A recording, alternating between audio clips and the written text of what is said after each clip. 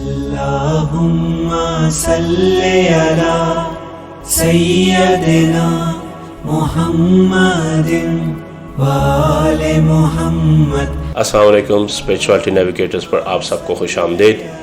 ذوالحجہ کا مہینہ چونکہ چند ہی دنوں بعد شروع ہونے جا رہا ہے، تو ہم چاہتے ہیں کہ اس سے متعلق ایک ضروری اور نہایت ہی اہم بات ہم آپ کے ساتھ شیئر کریں، اور وہ بات کچھ اس طرح ہے کہ ام سلمہ رضی اللہ عنہا بیان کرتی ہیں کہ رسول اللہ صلی اللہ علیہ وسلم نے فرمایا، جب تم ذی الحجہ کا چاند دیکھ لو، یعنی جب عشرہ ذی الحجہ شروع ہو جائے اور تم میں سے کوئی قربانی کرنا چاہے تو وہ قربانی کرنے تک اپنے بال اور ناخن نہ کٹوائے۔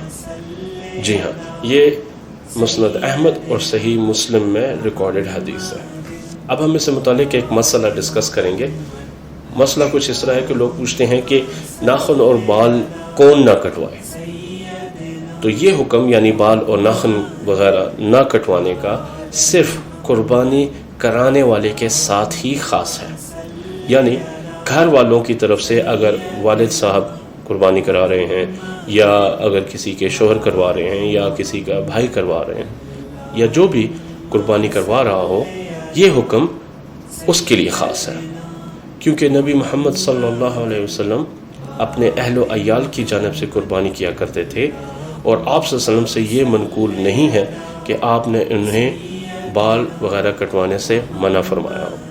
تو اسی بنا پر قربانی کروانے والے کے اہل و عیال کے لیے عشرہ ذی الحجہ میں بال اور ناخن کٹوانا جائز ہے۔ امید ہے آپ اس حدیث کا فائدہ اٹھائیں گے اور اس سنت مبارکہ پر چل کر اپنے اللہ تعالیٰ کا قرب حاصل کریں گے۔ اللہ تعالیٰ آپ کا حامی و ناصر ہو۔ جزاک اللہ۔ السلام علیکم۔ اللہم صلی علی سیدنا محمد وآل محمد۔